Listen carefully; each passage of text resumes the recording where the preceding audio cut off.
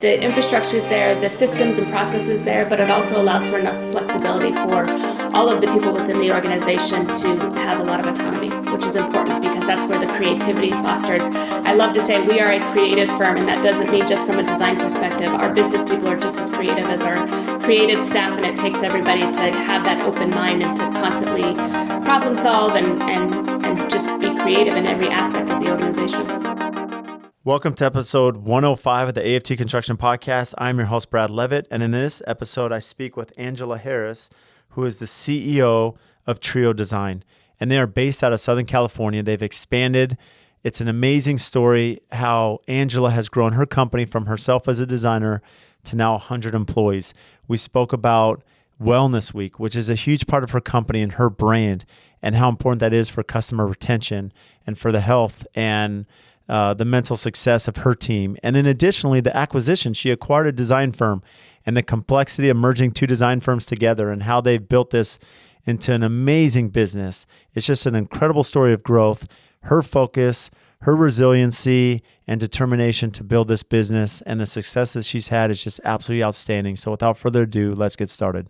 So welcome to the AFT Construction Podcast, and we are very fortunate today to have with us Angela Harris, who's the CEO and principal of Trio Design. Welcome, Angela. Hi, thank you for having me. So Angela is doing some amazing things with an incredible firm in Southern California and exploding everywhere. And before we get into that, I want to understand something that was fascinating to me about your firm is something you do called Wellness Week. So what's Wellness Week?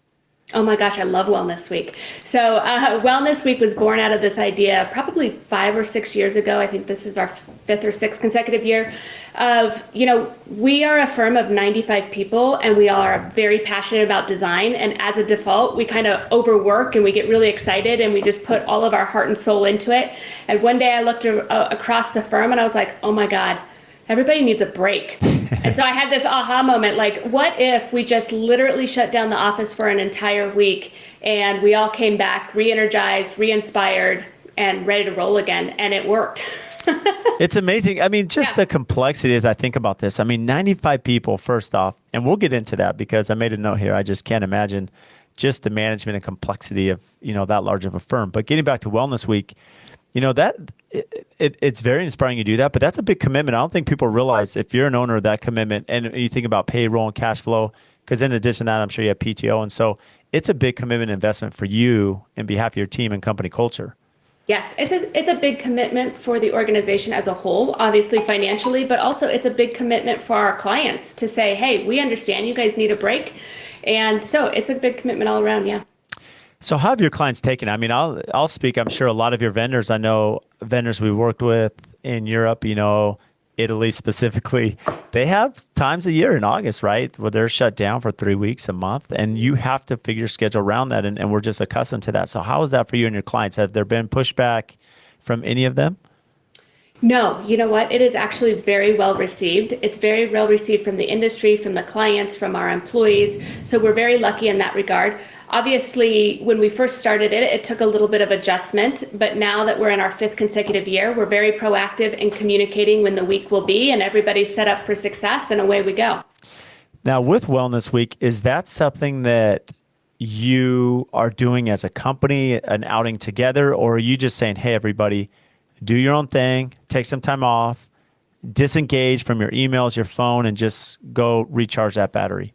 No, this is purely time that we give back to our employees to do whatever they would like to do. And hopefully it's in the form of self-care, spending time with friends and family, traveling, do whatever what makes them inspired and excited.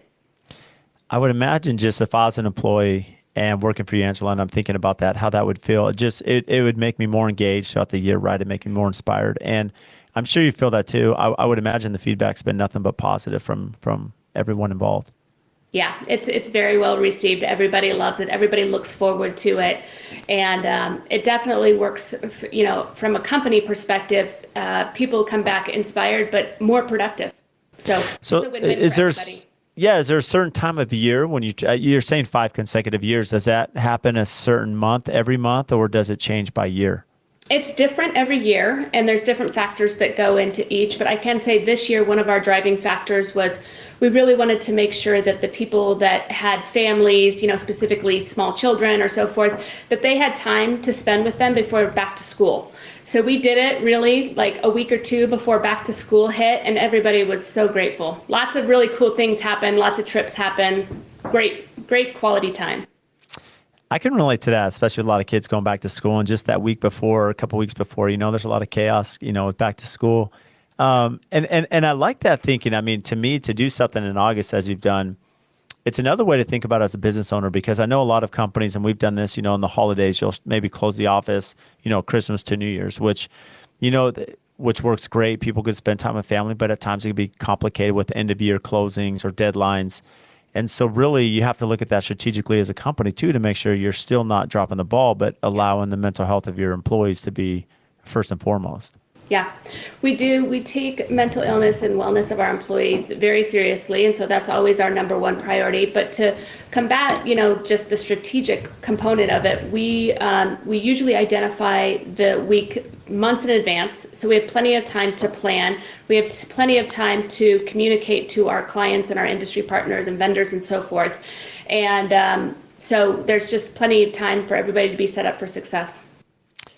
I love that, Angela. I mean, that's very forward thinking. I can't think of any other company that's doing the Wellness Week. And I would imagine that you've seen different motivation from your team, company culture. I mean, how's that affected company culture, employee turnover, a lot of the things that we deal with as business owners? Like I said, I think it works in our favor. I know that it works in our favor. I know that our employees specifically value, it's not just Wellness Week. Trio has really worked to create a whole wellness program within the firm, and every year we enhance that program. So Wellness Week, in combination with other resources that we provide, I think is very well received. And I think, all of that wellness programming that we work so hard at is 100% out of our outside of our current benefits package and our PTO and all of those things. So it's just another enhancement that we can do to give back to our employees that give so much to our firm and our industry specifically. It's an interesting perspective. I think one thing a lot of us struggle with in the design world, the construction world, it's a very demanding lifestyle, right? Although you enjoy it, as you mentioned, I mean, there's a lot of passion behind what you do, Angela, but the reality is it's a difficult business. And I've said this on the podcast before, but I have clients interview me and they're like, "Hey, Brad, is my project too small? Am I not spending enough? Am I doing this?" And I always tell them it doesn't matter how big your project is, how small. I want to work for good people, because the reality is it's so tough, and client expectations and our ability to perform and deliver is so difficult. And this is something I constantly look at, because I see with my team, and Wellness Week is a great, thing to have as a company, which, is really important to our mental health. But you look at how is the communication with the client or the trades and the subcontractor and suppliers, right, with my team and staff, and how that's something we try to monitor. How often are they having to work late nights or weekends and be responsive to phone calls and texts, which some clients, in their defense, they're off work late, they're texting, and it's not like they're going to just text at 9 a.m. They're going to do it at 9 p.m., right? Mm-hmm. And then it stresses out the team. And so do you have protocol with your team to say, hey, outside of Wellness Week, there are certain hours that I expect you to be responsive, to our clientele, but there's also that time where you do have to disconnect?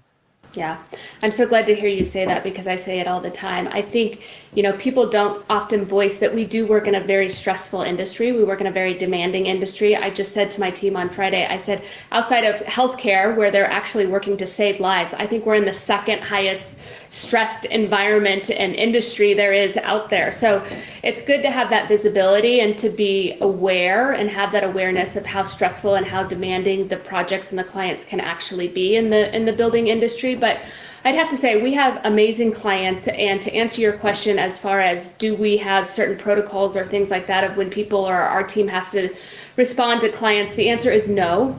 We rely on our employees and our team members to have a lot of autonomy to do what they think is best for their team and their project and the firm. And the expectation at Trio is that they're an amazing representative of the brand and who we are as an organization and our core values. And outside of that, it's whatever they deem necessary to make the project successful. So we don't set protocols. We don't have a whole lot of processes in place to say you have to do this, but by default, we have amazing people who want to do well, and they want to do well by the client and the project and the firm, and so they're always working.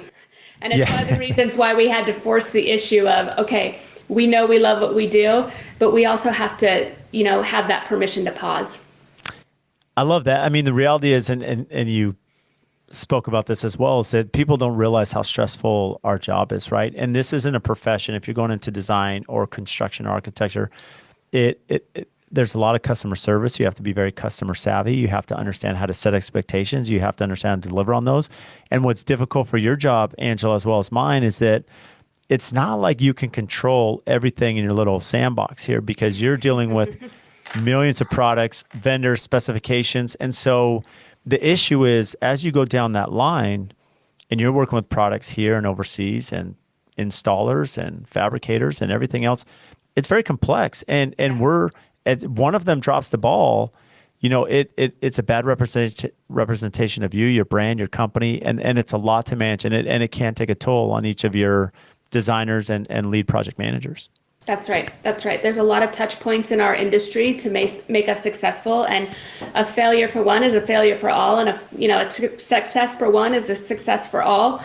And so, especially now with all of the challenges that we're seeing in our industry, I mean, the rising material costs, the labor shortages, all of the, regulative issues that we're dealing with just to make our projects successful.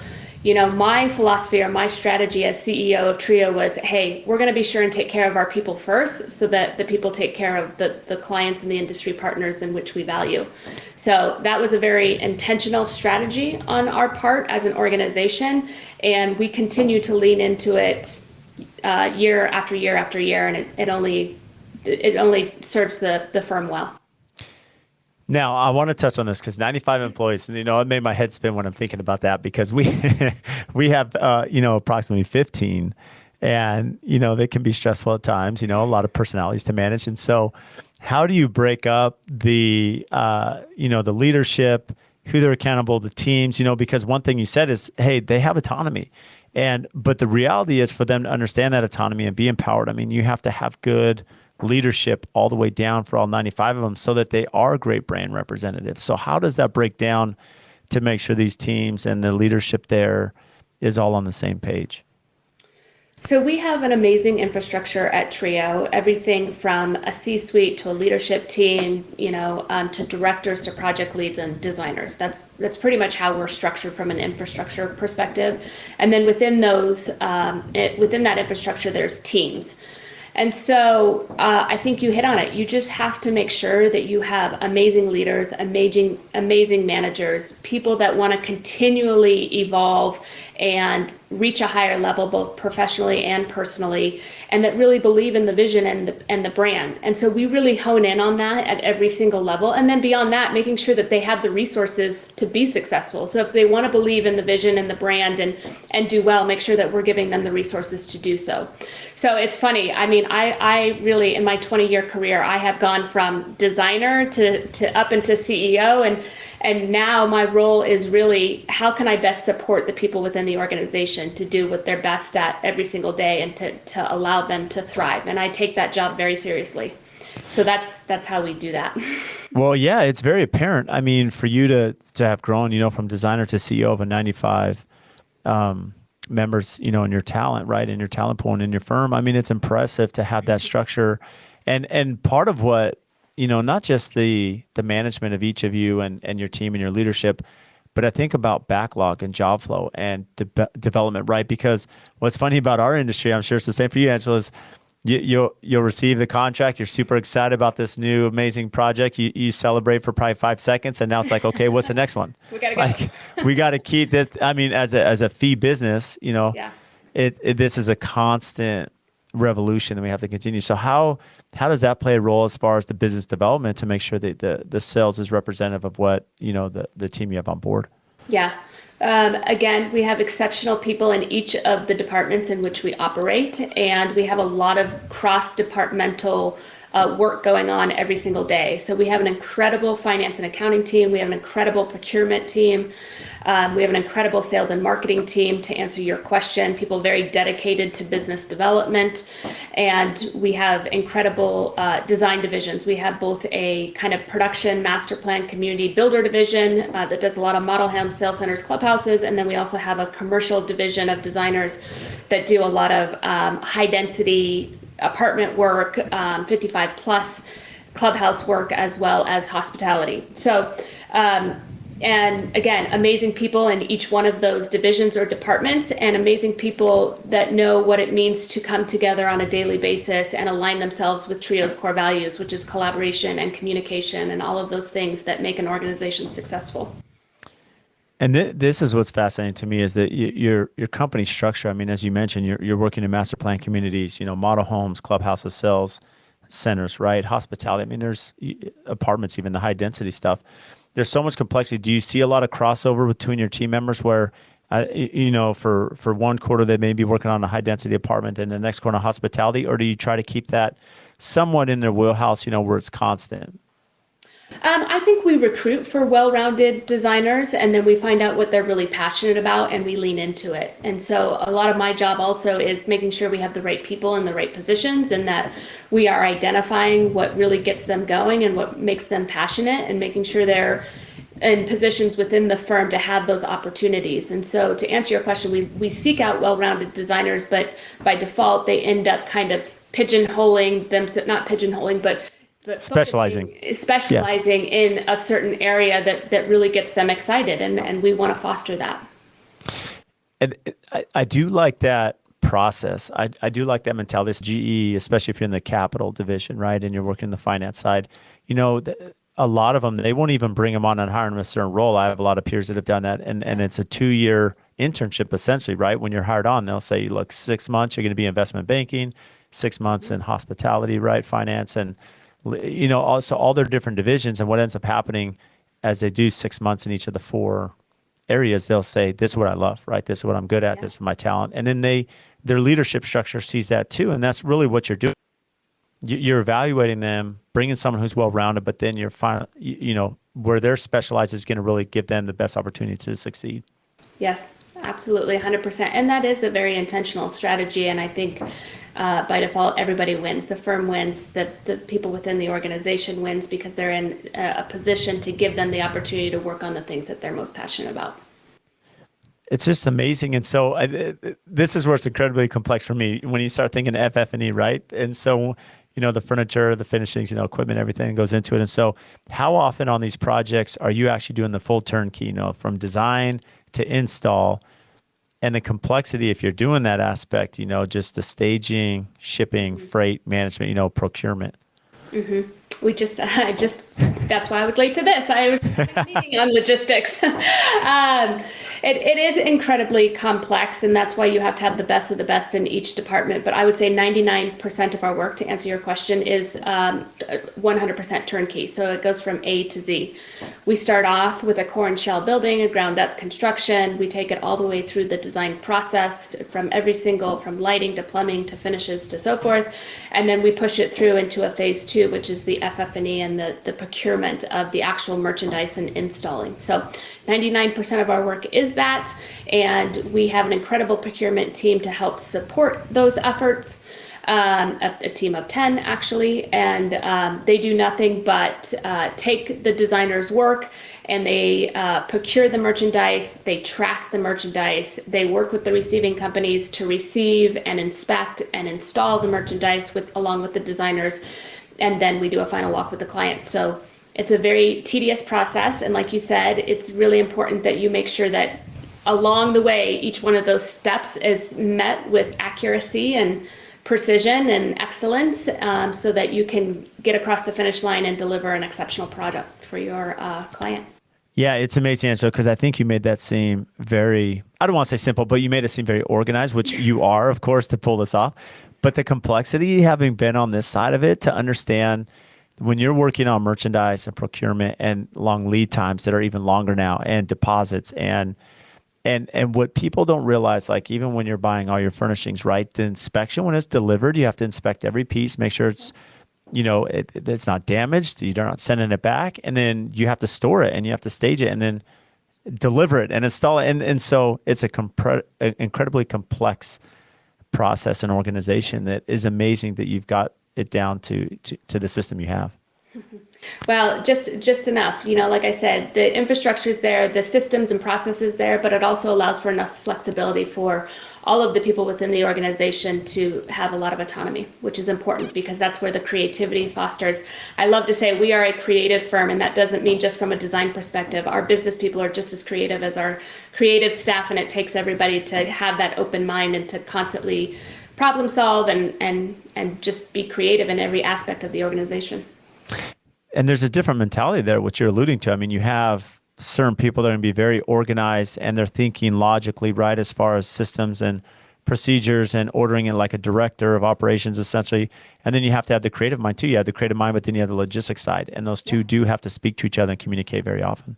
Yeah, and I think what makes Trio so successful and the little bit of the magic is everybody understands that within the organization, that it's not about any one person within the organization and nobody's any better than anybody else in the organization. It takes us all to get these projects to market, and it's really special to watch. So what was the pain point? I'm just thinking, especially for you as lead designer and being a designer and have that creative side, to now you're running a full-blown operation here. I've spoken with other builders and they said, hey, Brad, when we went to, 5 million in gross revenue to 15 million, right? It was just like drinking from a fire hose. It was really difficult. Or they went from 5 employees to 20 employees, right? There's always that moment where you kind of hit that threshold, like, where do we want to be? Where do we want to grow? And then there's some pain points as you start to get to that level. So from your side, do you remember that, recall that as you're going from, hey, here's Angela to now we're 95 strong? Oh, 100% without a doubt. I mean, I'm a pretty transparent person, and I'll be the first one to say that, even the last several years, we went through an acquisition where we doubled in size overnight, and that alone was, a lot of things that we had to solve for. And luckily, we had amazing people within the firm that came back to the table time and time again as stakeholders, and we shared the same vision and the same values, and put things in place to get us to where we're at today. But just going from an acquisition to COVID to now the challenges that our industry specifically are faced with. It's been a lot for a lot of people within our industry. So going back to the acquisition, were you always looking at expanding? What was the acquisition itself? Was it another design firm, a similar competitor that you said, hey, let's take this on because it opens up, our portfolio or our location, regional access? Yeah, that was a very strategic move on our part. We, several years ago, got together. Trio has always been comprised of a leadership team, and we got the leadership team together and said, hey guys, where do you want to go from here? We're doing great. Where do you want to go? And we all made a collective decision that we really love working together. We wanted to grow the firm. We thought that we could impact our industry specifically. We could build better communities for the people within our planet, and we thought that we could continue to expand and make a difference in our world. And so in order to do that, in order to accomplish the growth in which we set forth, one of the strategies, and probably the only strategy to get the growth momentum that we wanted, was an acquisition. And so we did just that. We went down the path of seeking out an acquisition. It was a competitor of ours in the same market as far as being headquartered. But what we liked about the deal was that particular firm was playing in markets that we weren't currently in. And so it was a direct competitor, but in the essence that we didn't share any clients, and it just opened up different markets for us. And so we acquired that firm overnight and doubled the size of our firm overnight. It's a big feat, and it's incredibly opportunistic in the sense to look at that logistically and say, okay, no, this is an opportunity. Let's go through this. And it's interesting when you speak with people that have sold their company and they talk about how difficult it is, because for those 30 days, 90 days, 120 days that they're selling their company, the audits and the information and the receipts and everything they have to put together accounting wise. And they're like, this is the most painful experience, right, to sell a company. And from your side, you're requiring all that because you have to make sure you understand, the value of the company, the valuation, what you're bringing in, the staff. And So was there resistance, especially with acquisitions, right? You're doubling the size of your company. Now you're bringing in team members that are in other regions you're not in. You're going to be working with them. You're bringing in your new systems, your new HR, right? All these different things. How was that just managing the transition to make it as accommodating as possible for the existing personnel that were there? It was a hard process. I now know why 90% of acquisitions fail. And luckily for us, we got through it in 2 years and we became stronger, better, more sustainable organization. But that doesn't happen all the time. And I understand why now. And I think that I don't regret anything by any means. There was no hesitation in terms of doing the acquisition. It was a very well-intentioned strategy.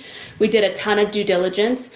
And I think what gave me the confidence to move forward in it is that we had a team of people that said, no, this is it. I mean, we had accountants and finance people and and I mean, everybody we could around the table as stakeholders to say, no, we're going to make this a success. So we forged forward. I would say probably the biggest thing that I was naive to in going through an acquisition was the culture clash. I know a lot of companies say that, and it is a true, real thing. And, underestimating that people can naturally work together, and really having to kind of finesse, different positions and where people go and how people work and reinventing yourself in that regard. But one thing I can say, and one thing that I'm very proud about, is through that entire process, years of going through the acquisition, we were always very true with who we were and what our core values were, and we never wavered in terms of fighting for a very healthy culture, a culture in which would be accepting of Wellness Week and be accepting of the core values of collaboration and creativity and communication and curiosity and being courageous and all of those things that I think makes a very healthy organization. And because of that, I think that we have come out of it even stronger. There's a lot of wisdom in what you just shared, Angela. I'll say that, you think about the refiner's fire, typically, especially in our business, I've seen some of our strongest relationships are with vendors or trade partners where things have gone wrong, right? And they've gone wrong, but working together, solving them, that communication, working through it. Now they're our best vendors, right? We've gone through that hard time together. We figured it out, and there's this unity that's brought, through that refiner's fire. And something you've said now 3 times in the conversation is core values, right? That you have core values that you would not deviate from. And that's the vision board. You're looking at this saying, as a company, I know where we're going. I'm directing the ship. I have the core values. We need to get on board. And there's going to be some painful moments as we get through this. But if we stay true to that and don't deviate, in time, these things will start to work themselves out and the culture will continue forward. That's exactly right. And I always tell my team, I've never been fond of the slogan, "It takes a village," because I think it takes so much more than just a village. I think it takes a group of stakeholders coming around the table that share the same vision, have the same values, and come together time and time again to solve for the challenges and to celebrate the wins. And that's what we have. We have that solid group at Trio, and I will be forever grateful. So I love when you speak about core values. I know one of the headlines, of Trio Design, right, is when you started the firm, you looked at an industry where there were breakdowns of communication with the developer, with the builder, with the designer, especially in the world of commercial development, right, which is where your strong suit is. And so being that was one of your core values and visions, right, to start the company, I mean, how has that played a role now in the growth and success of Trio Design?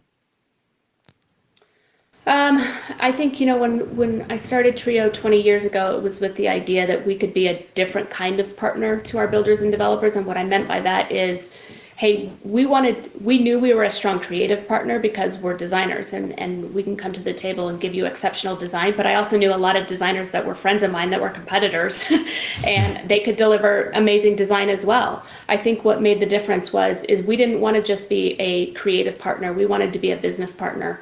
And so when we came to the table and we started talking about sales and marketing and meeting budgets and hitting pro formas and understanding deadlines and milestones, and we paired that with exceptional design and storytelling and visioning and so forth, our builders and developers got really successful, and we never wavered from that either. And so it only became stronger and stronger over the last 20 years. And so we come to the table as a very strong partner, and we're always looking at what's next. And I have a lot of things on my what's next in my brain going on right now. Now, we're super excited to welcome one of our new sponsors to the podcast, Pella Windows. And this is even more exciting because we use Pella in so many of our projects, nearly all of them. And they've been just an incredible partner of ours. And locally, Sammy and Adam, they are not only amazing business partners behind us, but they are super close friends. And I speak on the podcast all the time about the importance of relationships, right?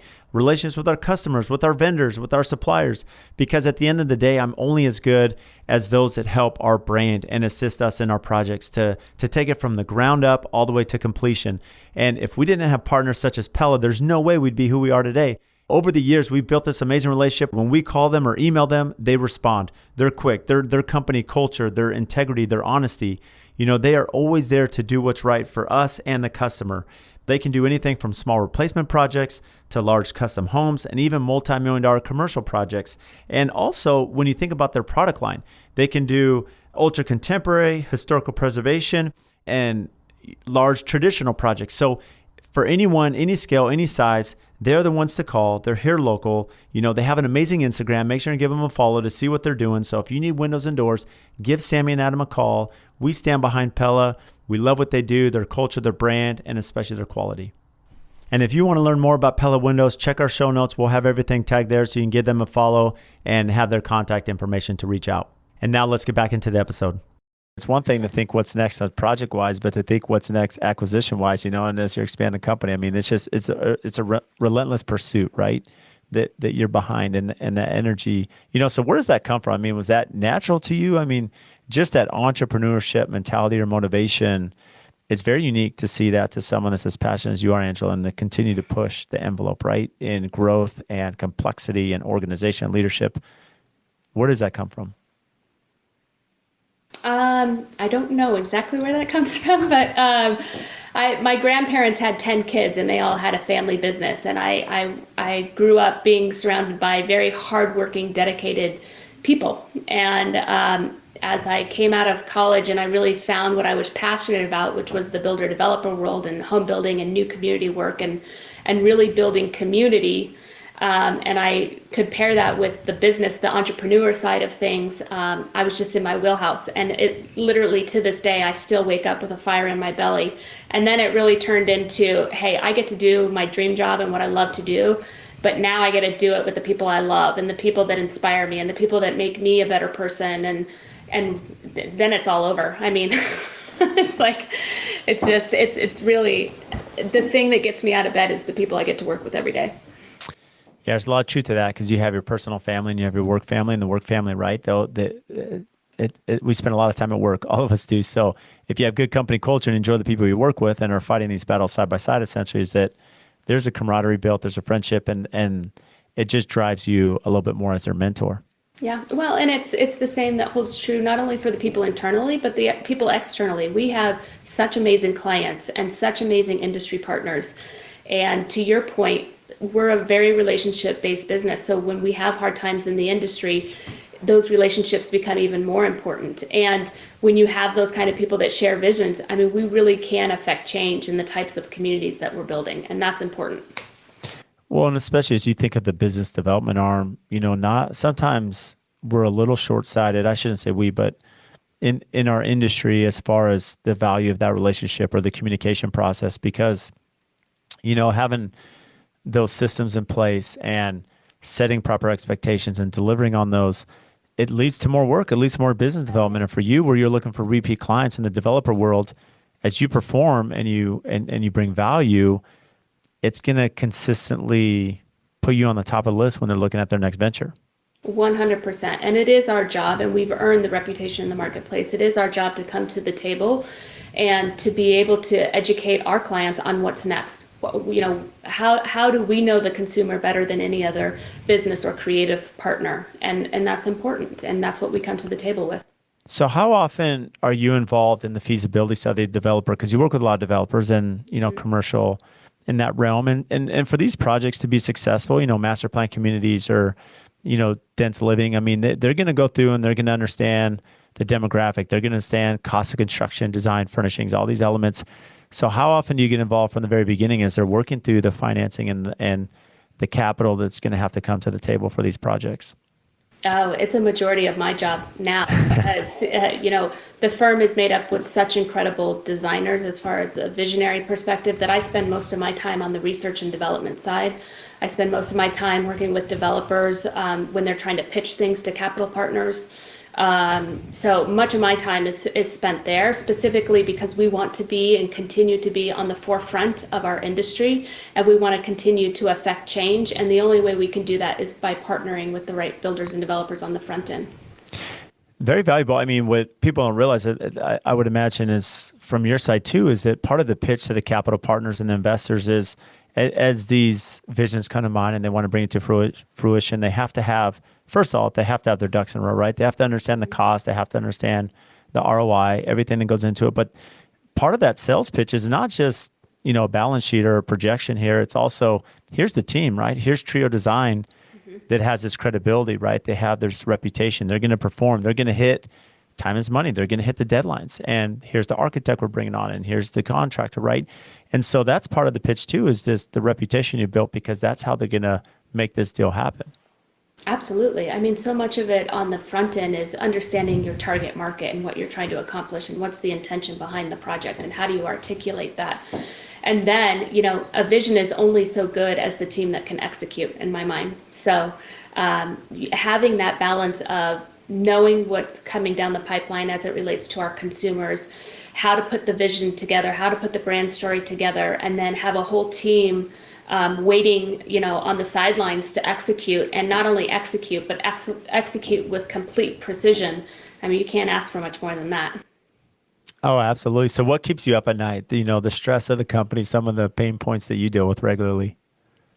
Probably the stuff that keeps me up at night is more of the unknown factors versus, the things within the organization. And that's usually industry specific, so what's going on in politics, what's going on in our society, are we going to be able to get the next land deal, more of the advocacy side of things keeps me up at night versus, are we going to get that sofa to get in the clubhouse by, in 7 days? Yeah. So,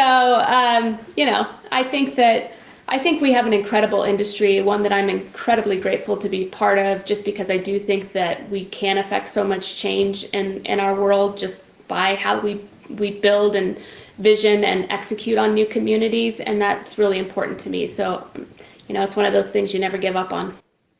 It's interesting how that mindset changes, right? As I'm sure with your role now, CEO, the mindset does change on what does stress you out, and you're looking more, longevity. You're looking at 2 years down the road, 5 years down the road, certain laws or tax bills that come up, and how does that affect your immediate clientele as well as yourself and your company and organization? I mean, this is really what you should be doing as a CEO and owner. And this is where the big stress comes from, that, as a day-to-day employee, they're not looking at all that. They're looking at their immediate, forecast. Yeah, that's right. And that is my job. And my other job is to make sure that we don't become obsolete. So how are we continually working towards innovation? How are we looking at workflow and optimization, and what technology can we integrate into the firm to make sure that we're always staying on the forefront of things? And so that's where I spend a lot of my time. I love that you brought that up, innovation. It's something that, for whatever reason, more in my field probably, but construction is like, we're so slow moving, it just with techniques or products, labor, it's the slowest moving industry. And we're very reluctant to, adapt new technology, new information. And I've seen part of the value I see in social media is I see that innovation. I see that happening. I see products out there. I see, building science, different applications, structurally, and, how to build a house that's going to be a lot more energy efficient, but also healthy for the client in the long term, right? Especially with COVID. And you see that, and that's really what we should all be aiming towards, is how can we keep doing that R&D, as you mentioned, Angela, to say, how am I setting my firm apart from everybody else? 100%, because it takes us all. And I think because I spend so much of my time on the forefront these days in research and development, a lot of my attention has been focused on wellness and it's been focused on attainability. And I've been studying, the module building systems, workflow and optimization in terms of that, and how can we bring a better, sustainable, healthier product to market, with less time and at a reasonable price point that people can afford. And those are real conversations, and not any one person can solve for those challenges. And so it takes an incredible group of people coming together that are dedicated to constantly kind of chipping away at these things. Yeah, I love that you do that. So where does the passion from interior design come from? You mentioned that, having some genealogical, large family through your grandparents, 10 kids, and you have this ambitious entrepreneurship mentality, but where did design play a role?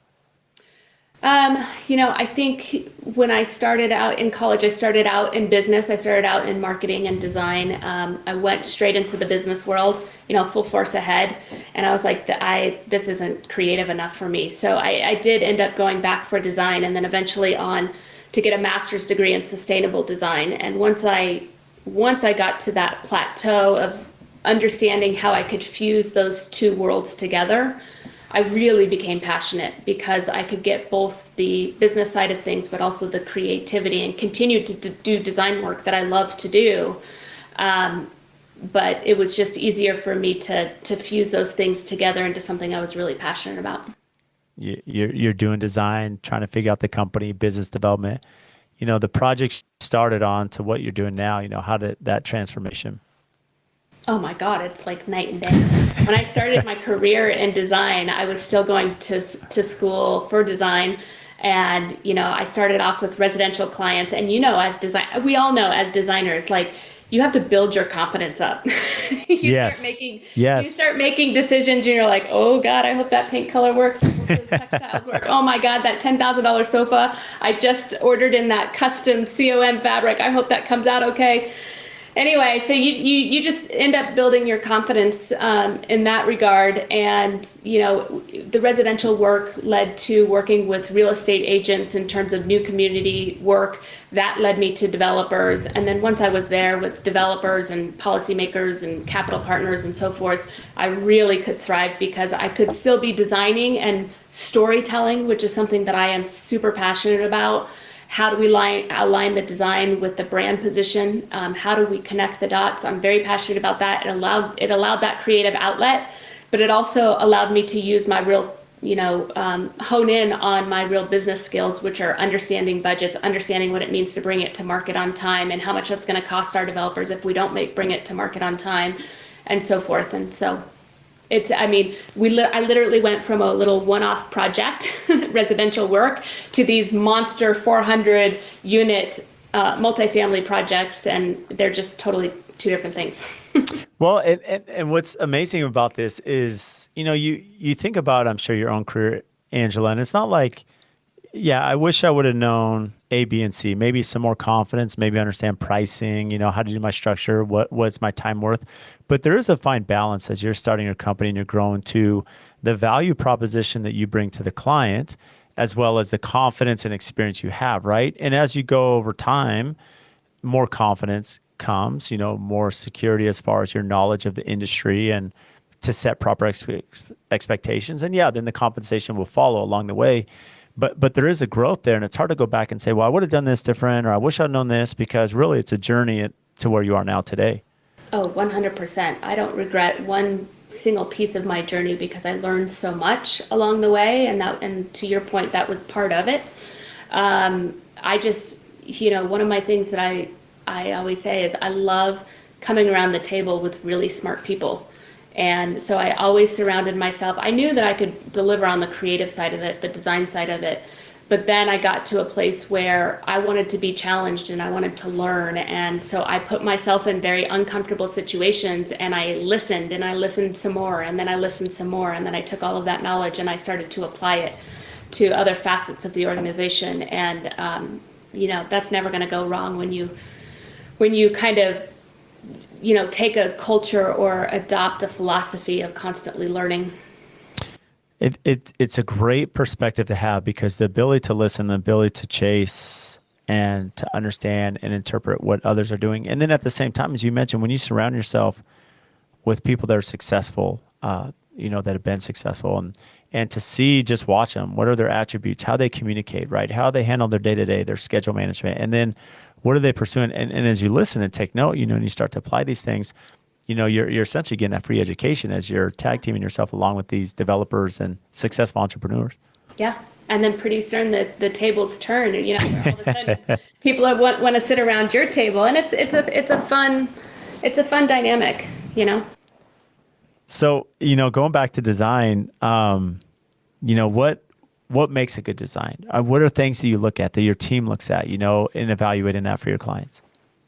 From my perspective, because we work with builders and developers, I think what makes great design is being able to understand our consumer and understand where the consumer's going, understand the demands of those consumers, and then marrying that with unlimited creativity and being able to tell that story. I mean, it's one thing to be able to design exceptional projects, and I know a lot of designers that design beautiful work, but you have to be just as masterful at articulation and storytelling and selling the vision as you are putting it together.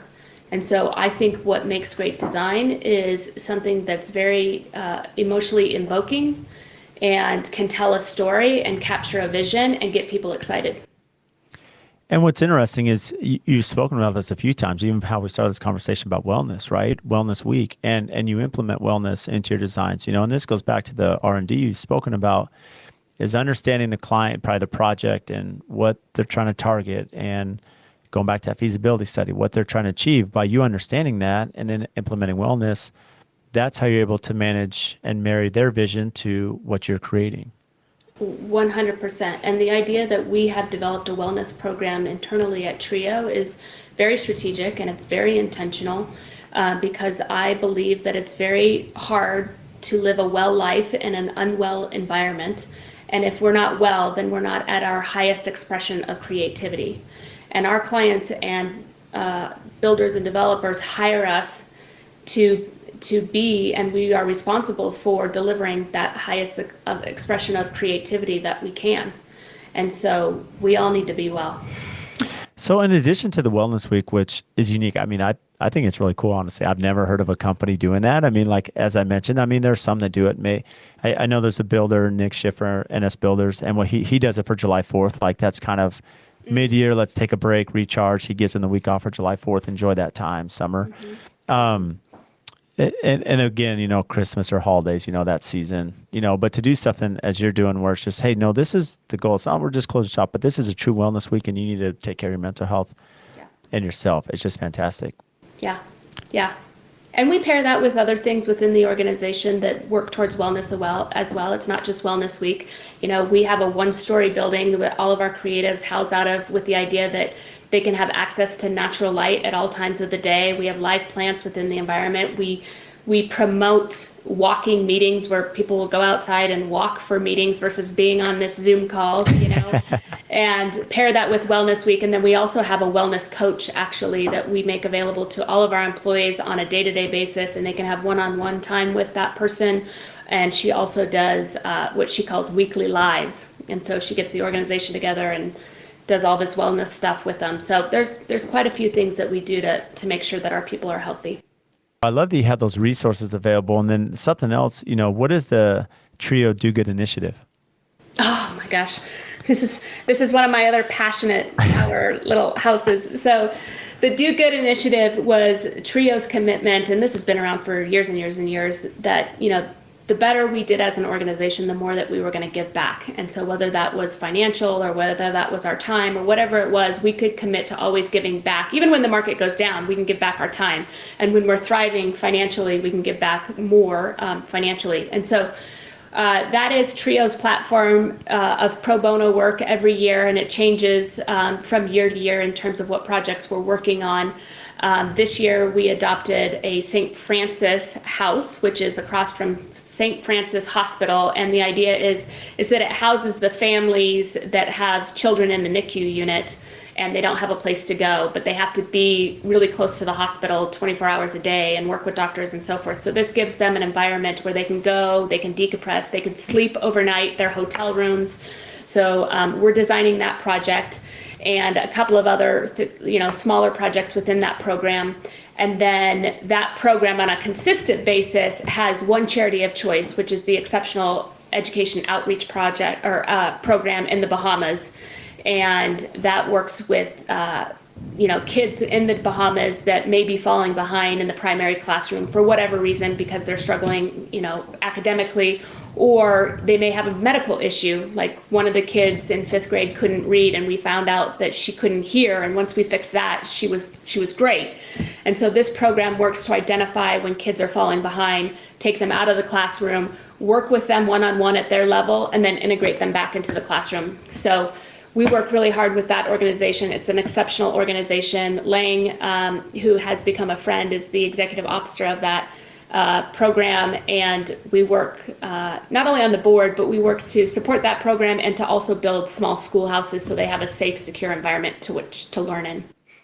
I love that you do that. A really early mentor of mine, right when I graduated college, he said something, very profound to this effect of what you're speaking on, Angela. And his motto is generosity precedes prosperity. And that was, he had been very blessed in his life and became very successful, but he said he never forgot that. Like, he'd always been generous, and he was generous to me and in a lot of things he did. And really so how did that come as part of a staple of your organization to say, hey, this is our Do Good initiative, this is what we're doing at Trio? I would say, it was just always innate. I always knew that that's where I was going to go with it. Nobody reads a financial statement better than I do. But my point in telling you that is that I was never driven by the bottom line and profit and so forth.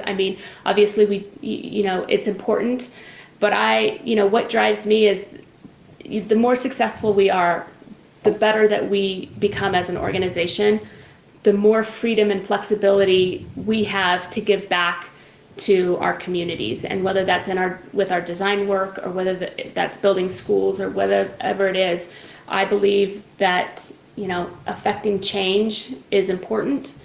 And I think taking care of oneself as well as the others around you is important. And I think what drives me to do so well and be successful is so that we have the flexibility to give back. I know that sounds funny, but it is. But yeah, you do have to be in a position to that. But at the same time, it's a mentality, right? It's something innate where when you have that vision, call it karma, call it vision board, whatever, where you have this, lasting impression that I'm gonna make on people, right? What's my reputation? What is the change? The giving back, and when you understand, that core principle, you're gonna cater your business, you're gonna cater your mentality, which then it channels down. I'd imagine, just that Do Good initiative when the team sees they get to work on, St. Francis for the NICU, right, and in the Bahamas. I'm sure that's something where they say, hey, Angela doesn't just tell us to do this in wellness, but this is a true principle, and this is what we believe in. Yeah, I think it starts with the core of our culture internally at Trio. And I have always said from day one that we do so much more than just design. We build communities, and that's important. We're not just designing. I love that. So getting back to the business side a little bit, even outside of, the Do Good initiative, which I really love, how do you manage the complexity going back to just the business operation? Because you have a location right in California and Colorado, right? You have 2 locations. So how often do you have to travel, or your team have to travel for projects? And how do you manage the dynamic of having 2 offices? The dynamic of 2 offices is not hard because of the people that are leading up both offices, which is great.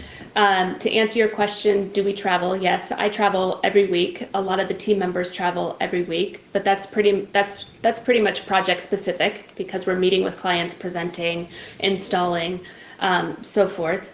But when I know this sounds cliche and I know it sounds fluffy, but when you have the right people in place, it's not hard. The complexity of the organization is certainly there, and there's challenges and opportunities every day, but having the right people sitting around the table in the right capacity it makes it fun. And I don't think that's fluffy. I think it's reality, right? Yeah. If you want to be a successful organization, as you mentioned, Angela, you have to have systems in place. You have to have core values. You have to be leading that charge. And then you have to put people in place that can perform and evaluate their talent and then empower them, as you mentioned, given the autonomy that you mentioned, not micromanage them and let them succeed. Yeah. Yeah. And I really do feel that way within our organization. There's not one person that's any more important in our organization than anybody else. We just come together time and time again to move towards the same direction. And that's really important for us. Amazing. So what's upcoming and exciting for the team at Trio? Oh my gosh, we have so much. Well, we're closing out Q3 and rounding into Q4. We've had an exceptional year. We have 30% revenue increase again this year, 54% headcount increase.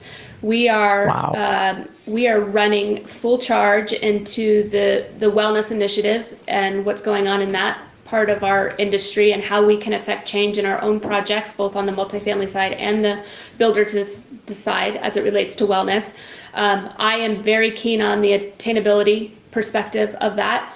And I think a large part of that vision is working not only with our builders, developers, and architects, certainly, but I'm starting to pull in and fold in the manufacturers, which I think is a very important component to the discussion that has been missing around the table for a very long time.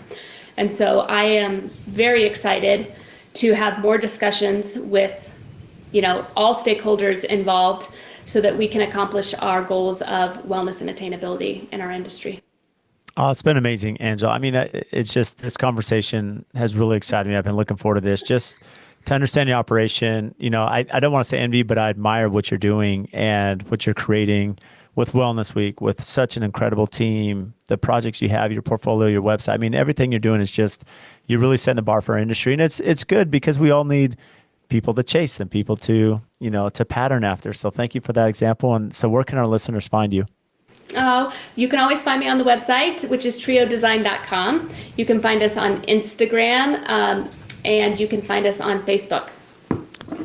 Well, we'll get all that tagged in the show notes. And Angela, thank you so much for making time today. Thank you so much, and thank you for having me. This has been such a pleasure. So thank you all for tuning into the podcast today. And just as a recap, if you check the show notes, they're just going to have all the links for the topics that we discuss. And also one of our favorite features now is the chapters that go through the conversation. So if there's certain topics you want to revisit or listen to, they're outlined by the time that we discuss those. And again, we can't thank you enough for all of your support. Please make sure and download our podcast, subscribe, give us a 5-star rating and review wherever you download your podcast.